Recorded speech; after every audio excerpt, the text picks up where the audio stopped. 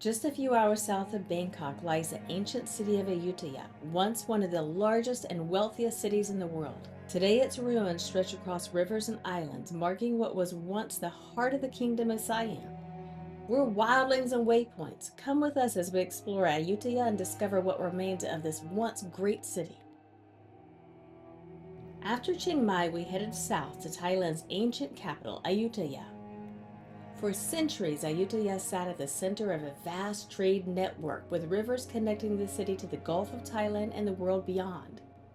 Merchants arrived here from across Asia and Europe, helping transform Ayutthaya into one of the wealthiest and most powerful cities in the regions. Our first look at Ayutthaya came from the water. For centuries, the rivers surrounding the city were central to life here.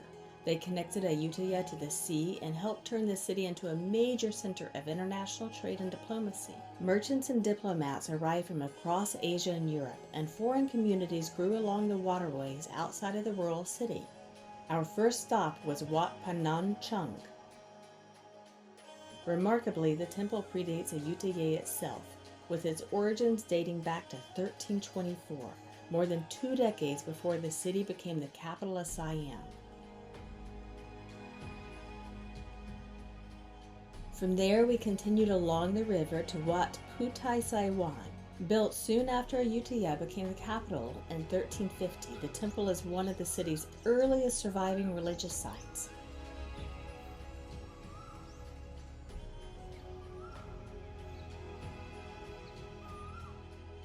Our final riverside stop was Wat Mahathat. This is where the scale of ancient Ayutthaya really started to sink in. Built in the 17th century, the temple's towering central prong and surrounding structures reflect the strong Khmer influence found in Ayutthaya's architecture. By this point, Ayutthaya had grown into one of the world's largest and most cosmopolitan cities, with connections stretching far beyond Siam.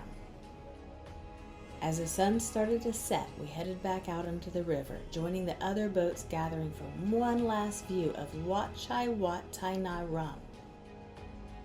The next morning, we headed back out, this time into the heart of the ancient city. Away from the river, the ruins become larger and more elaborate, with the remains of royal palaces, monasteries, and enormous temple complexes spread across the old capital.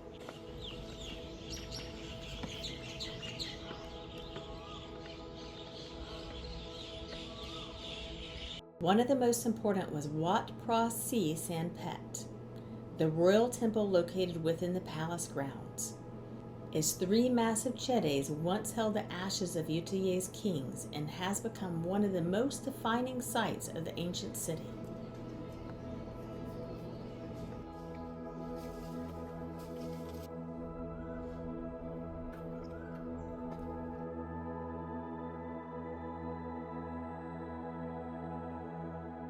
Nearby, Wat Ratchabarana is dominated by its towering central prong, built in the Khmer style during the 15th century.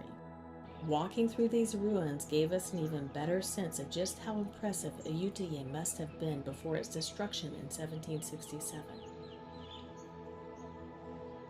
And traveling with an archaeologist meant that we spent a little more time looking at the details here than most people probably do. At Wat Mahathat, we came to one of Ayutthaya's most recognizable sites. Built during the early Ayutthaya period, Wat Mahathat was one of the kingdom's most important religious centers. Today, broken Buddha statues, crumbling towers, and centuries-old brickwork stretch across the grounds. And among these ruins is the image that has become synonymous with Ayutthaya, a sandstone Buddha head surrounded by the roots of a tree. The head is believed to have fallen from its pedestal during the destruction of the city, with the roots gradually growing around it over time. We had seen this image countless times in photographs. Seeing it here, surrounded by the ruins of the ancient city, was something entirely different. Between the ancient temples and ruins, modern Ayutthaya carries on around them. Markets spill out into the streets, and tuk-tuks wait along the roadside, carrying visitors between temple sites scattered across the city.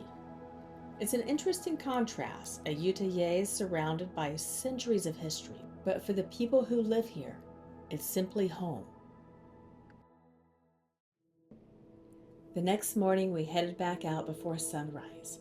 We stopped just outside of Wat Mahathat near a small wooden bridge overlooking the water beside the ruins.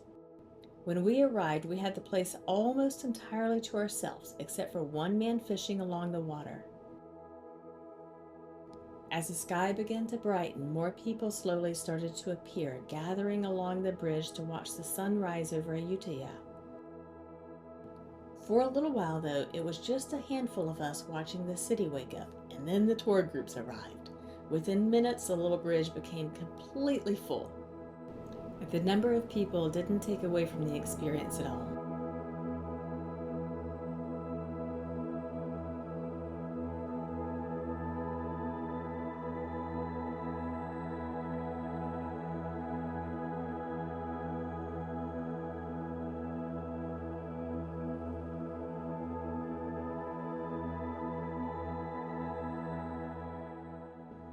Thanks for joining us as we explored the ancient city of Ayutthaya. From riverside temples to century-old ruins, this is one of our favorite stops in Thailand. If you enjoy family travel, history, and exploring places like this with us, don't forget to like and subscribe, and we'll see you at the next waypoint.